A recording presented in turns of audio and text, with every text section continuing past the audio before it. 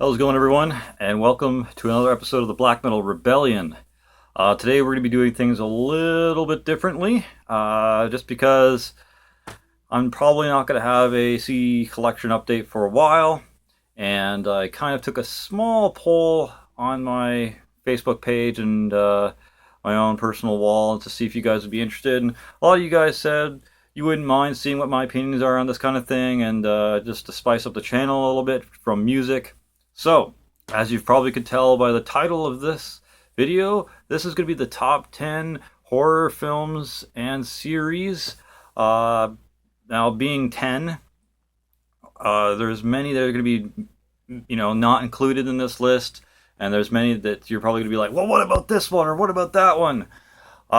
Trust me, I'm a big fan of horror, and I like a lot of different series, but I think a lot of you might agree with me with some of these. The odd one here or there, you might be like, really? You think that was one of the top 10? But just stick with me and enjoy the ride. So, to start off this, big kind of horror theme thing, what scares a lot of people or really unnerves people a lot the most? Well, believe it or not, a lot of people find dolls to be really creepy and scary and just unnerving. And I got two movies here, one series that will really freak you out. A lot of people, this is old by today's standards, maybe even a little cheesy, but Child's Play. I think Child's Play is one of the biggest and baddest ass series of horror films till today. When it began, it was more serious toned, and Chucky being out to kill this kid and possess him and inhabit Andy was the freakiest thing ever when I was younger. And some 3-foot tall doll trying to kill you and or possess you, that is some fucked up shit. So Child's Play is definitely on the list for one of the best horror movie series out there. So, Child's Play. Chucky, that motherfucker. Next, in the same vein, from the writers and directors of Saw and stuff like that, Dead Silence. Okay, this was only one film. Unfortunately, there was no sequels or prequels to this. I fucking wish there was a sequel or prequel to this, because that would be fan-bloody-tastic. If you haven't seen Dead Silence, do yourself a favor and check this shit out, okay? Basically, this guy gets a weird ventriloquist dummy or doll in the mail. No real address on it or anything, I don't think, and I'm pretty sure he figures it out himself, that it's in his own hometown or something like that. I'm not quite sure, but either way, it ends up, the doll that arrives on his thing ends up somehow killing his girlfriend. Spoiler alert. But it's right at the beginning of the film, so it's not that big of a spoiler. You're just like, oh, well, holy shit, this started shit off with a shebang. So, and he ends up going to this old town, and he tries to discover the origins of this doll, why it's surrounded with supernatural events and people's deaths and stuff like that. It just spirals into a world of craziness that it's one of the best horror movie storylines I've heard in a while, and it'd be a shame if you haven't seen this yet. So go check out Dead Silence. I know it looks silly because it looks like fucking Slappy from the Goosebumps series, but this kicks Goosebumps ass, okay? This has nothing to do with Goosebumps. The character or the doll in this is way creepier, in my opinion. And the storyline behind why the dolls or doll in this is doing what they're doing is also really fucking creepy. Great backstory, and I would love to see prequel or sequel to this. Dead Silence. Next up, some classics. Some more classics. Friday the 13th. What do you even need to say about this series that hasn't already been said? Giant, unstoppable serial killer in a mask. Everyone knows Jason Voorhees. Everyone loves Jason Voorhees. He's killed well over 250 people throughout the entire series, probably more. He's fucking been in the camps. He's been in Manhattan. He's been in he's been near Elm Street apparently. He's been to hell and he's been to fucking space. There's nowhere this fucking demon zombie serial killer hasn't been. Okay? He's killed people everywhere. And they still haven't found a way to fucking stop him short of freezing him in a cryogenic chamber. So, he's an he's an unstoppable wrecking machine, and I can't wait to see where else they go with the Friday the 13th and Jason series. Um, I wouldn't even care. I honestly wouldn't even care if they picked up directly after Jason X, because he managed to somehow land on that Earth 2 planet, and he would just wreak havoc there too. So that would be funny. Somehow maybe make it so that he fucking kills his way towards some sort of space exploration thing on that planet and gets blasted back to Earth. I don't know. Even though I think Earth in Jason X is actually uninhabitable at the time. I'm gonna have to go back and watch that one again. It was really good, despite what everyone says. So yeah, Friday the 13th, definitely one of the top horror franchises. Next up, Nightmare on Elm Street. This shit was like every weekend horror series for me back when I was like 11, 12, 13 years old. Freddy Krueger was just a creepy ass motherfucker in your dreams, and he fucked with your shit. There is no way you could escape. You eventually have to fall asleep, and then this motherfucker is going to get you. He's gonna claw your ass up. He's gonna smash your face through a TV. He's gonna toss your ass down some stairs into a pit of boiling fucking lava. He's going to dump a bunch of cars on your ass. He might even diddle you a bit, because eventually they kind of made him out to be a child molester. So this guy's all kinds of fucked up.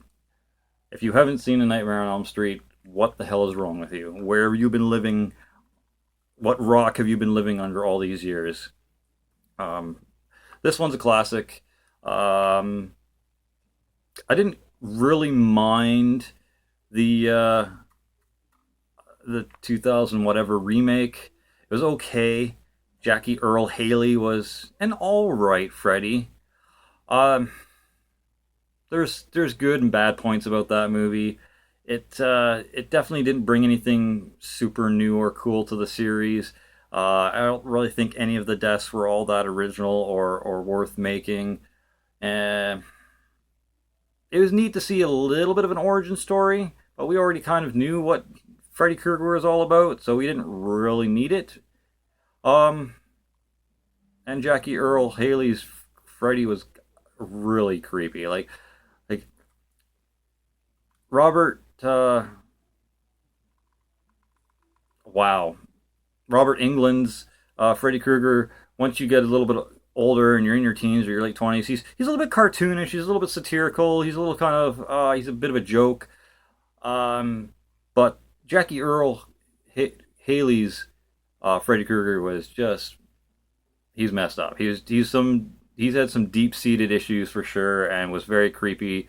I think they definitely brought the serious tone back to the Nightmare on Elm Street series with that movie, but I'm looking for something new. I'm looking for maybe Robert Englund to bring back the old Freddy, but at the same time, I think a new Freddy is needed at this time, because, like I said, Robert Englund was good back in his day, but eventually it became kind of like a parody and kind of a joke. He wasn't really all that scary anymore. He wasn't all that creepy anymore. He's just kind of like, oh yeah, he's gonna kill some stupid kids. Big whoop. And then what? I like the direction that they're trying to go with the new one, and I think it could be done in a more serious tone. But yes, Nightmare on Elm Street, amazing horror movie series. Next, Halloween. This is the Rob Zombie remake. I like the original stuff from Mustafa Akkad's like original series and stuff like that. I enjoy kind of like that old, slow, stalker, creepy kind of serial killer with a knife coming to get ya kind of thing. But I did find a lot of the early uh, Halloween films to be kind of boring because the really slow pace of it was a bit much. I mean, I get the fact that they're trying to build up and build up and build up until finally this big like 10 or 15-minute climax at the end of the movie, which is fine. I get why they did that back in the day, but to today's standards, it drags on. There's only so much character building you can do before you're finally just like, okay, let the fucking bloodbath start, all right, okay? This is a horror movie, not a fucking, drama. I don't, I mean, I care about the main characters and shit like that, but eventually at the end of the day, I just want to see how creatively they can die. All right, so when Rob Zombie jumped onto this series, it was a huge breath of fresh air. It was like breathing in stale, kind of stuck in your smoke filled apartment kind of going on thing with the series by the time Rob Zombie got around to it. Rob Zombie was like opening up your sliding window door into a nice, like, breath of forest fresh air. Like, it did an amazing revamp for the series. The Michael Myers in this is fucking brutal and like strong as fuck and unstoppable, and the backstory was fantastic. I love how he went into the childhood of Michael Myers and just how more and more introverted he became and more like twisted and weird he became. And that orange mask that they did in this was fucking awesome. I'm considering maybe trying to make one out of paper mache myself and going out as Rob Zombie's Michael Myers this Halloween. We'll see. Anyways, loved it. I love the second one, not quite as much as this one. The second one was kind of odd by the end of it, a little weird, but apparently there's a new Halloween coming out soon called Halloween Returns. I'm stoked for that. So, Halloween. Next is the Hellraiser series. This being one of my favorite Hellraiser films. The whole series was fantastic and really fucked up and gory, and some of them really fucked with your mind as well. But this is one of my favorites, as well as Bloodline. I own the entire series, by the way. I even have the new remake or whatever that was that didn't have Doug Bradley as Pinhead. It was okay. It was kind of an odd step into just oddness. I don't know. It was weird. It was enjoyable, but it was weird. I'm gonna have to go back and watch that one again just to see what was all about it. This is just probably one of the best horror movie series there is. I can't see anyone else besides Doug Bradley playing Pinhead, though. He's kind of the face. I'm aware that Pinhead was like only a really small kind of portion of the Hellraiser series and the whole point of it. But when Pinhead pops up on the scene, you want to see this guy's face. This is what you're expecting, and if you see anyone else, it's kind of weird. Unless they just negate to include Pinhead. I mean, you've got Chatter, you've got Butterball, you've got Trachea, that chick with her neck all split open. Like those Cenobites or demons or whatever, they're cool. You don't really always need Pinhead to be there. I mean, there's been obviously stronger Cenobites than Pinhead, hence that one doctor in the second film that became a Cenobite and like pretty much just killed all of the Cenobites himself. So it's just like, okay, this guy's obviously not the big bad that we all thought he was. But definitely looking forward to see what else happens in this series, if anything. I don't know what they're working on at the moment. Maybe someone in the comment section can let me know and hook me up with the deets. That'd be cool. Details. But all in all, fantastic series. I cannot wait to see what else comes from it. All right. So next is a series that I really, really enjoy. A lot of you people might not like it past like the first or second film, but I enjoyed the whole series. There's a lot of crazy shit that goes on in it, and what I'm talking about is Saw. This is the first film. This is the first thing that I was exposed to back in the day. I saw it when it came out in theaters. just the idea of someone waiting around the corner, waiting to jump out of you and grab you and knock your ass unconscious and shove your ass into the vehicle and drive off to the middle of who knows where and lock your ass up in the middle of a dungeon where you gotta like figure out how to fuck to get out of there, why you're there in the first place, maybe even cut off an arm or a leg or two to atone for what you've done and escape. And it's fucked. Like, we all remember the scene. He gets so fucking desperate to help his kid and his wife that he cuts off his own leg, and the dude on the other side of the room is just like, oh my god, and he's like freaking out. Like, when you first saw this movie, everything was tense. I remember going, oh my god, and when he started cutting into his leg, my stomach just turned, and it was gross. But it was, at the end of the day, fantastic. I absolutely loved the fact that it could do that to me, that a movie got me so, like, on the edge of my seat, wondering what the fuck's gonna happen next, wondering, is he really gonna cut his fucking leg off, and then how's he gonna survive with all that blood loss and crawling out of the room. Anyways, love this film, love the whole entire series. I don't know why the fuck that one chick stuck her hand up inside of that box and then realized it stuck, and then decided to stick her other hand in. Like, you're an idiot. Okay, you deserve to die if you're that stupid in a horror movie. But yeah, great series. I'm actually still hoping they do the next trilogy, like 7, 8, and 9, because somewhere floating around the internet, I heard that this was supposed to be 3 trilogies for the entire anthology of Saw films, and I'm looking forward to that. I think they could do a lot more, because at the end of the last film, all the Saw survivors kind of grouped together in this weird little cult, and who knows where that could go, okay? Looking forward to that shit.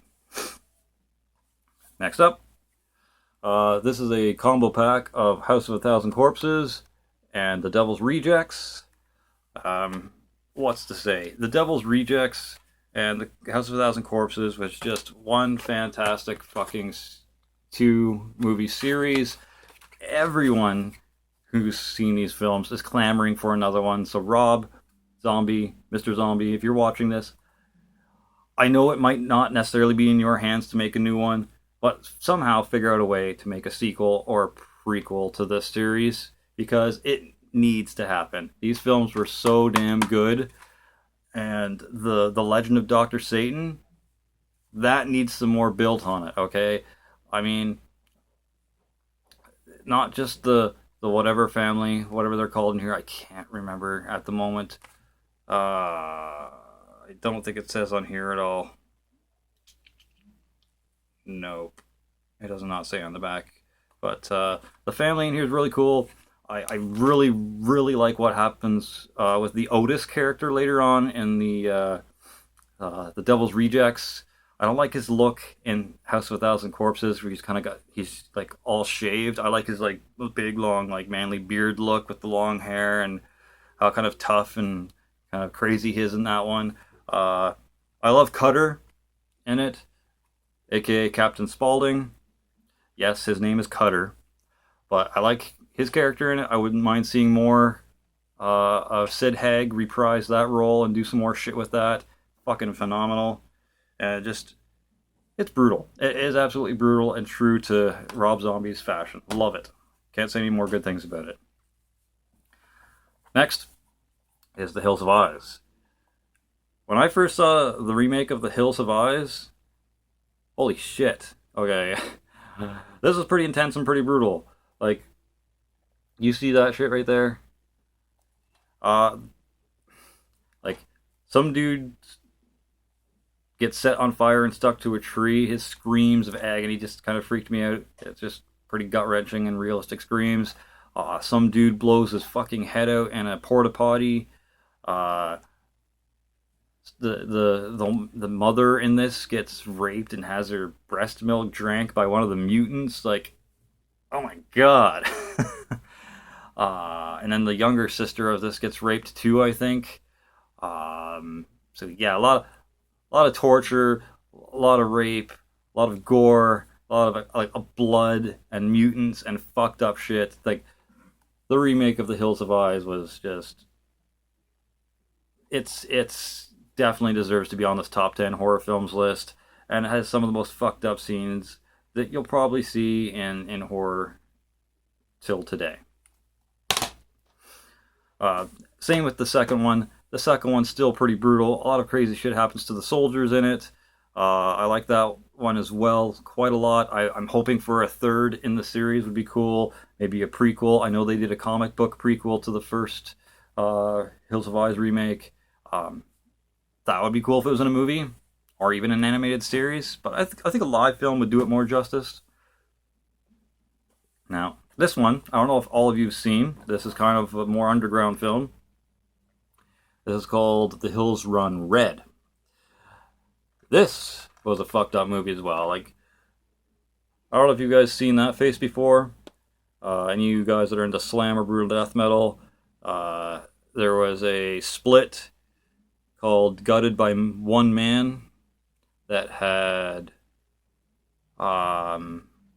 mastectomy on it, and 3 other bands that I can't remember at the moment, and I kind of feel bad for because they're pretty decent too. But yeah, The Hills Run Red, really, really good. Really fucked up. Has a really cool fictional backstory to it in here. Basically, this film student is trying to track down the original director of the movie inside this called The Hills Run Red, and he tracks him down, asks a few questions, and then eventually becomes part of the film himself in ways that he really didn't want to become. It gets really fucked up. You don't know who's playing who until the very end, and you're like, oh shit, they're involved. Damn. And then like shit just goes awry. Shit gets bloody. People start freaking the fuck out. There's some torture scenes in there that are kind of like, goddamn. There's a lot of titties in here, so if you like titties, the main actress in here shows them quite a bit, and blood and tits, what can I say? But yeah, really good film. If you have not checked out The Hills Run Red, check the fucking film out. Just do it. You'll be glad you did. Alright, so that's the 10 best horror movies and horror movie franchises. I do have one more thing though. This is a bonus. This is another really underground film that I just want to kind of add it that's really good that not probably any of you have seen, maybe 1 or 2 of you, but The Devil's Chair. Okay, this is eventually a psychological thriller with lots of gore, lots of weird twists and turns. The beginning just seems like your run-of-the-mill kind of investigative horror films where someone's investigating an event and they're trying to document what has happened. They're talking to the main person that survived and they're trying to get their take on what happened. But then shit starts going really weird. You kind of are like, wait, is this actually happening? And if it is, how the fuck is this happening? Is it supernatural?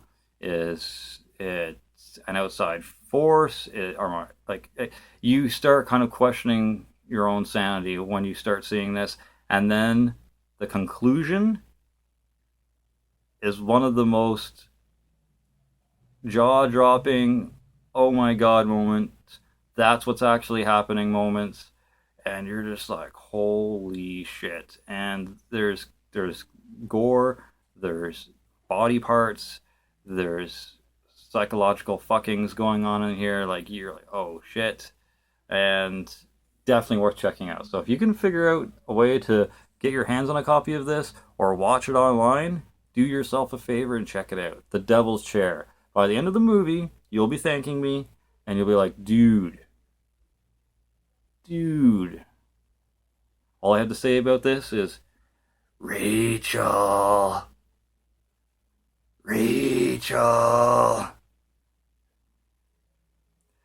If you see the end of this movie, you'll understand. Anyways, this has been another episode of the Black Metal Rebellion. Thanks for watching. Stay sick. And if anyone gives you shit, tell them to fuck off.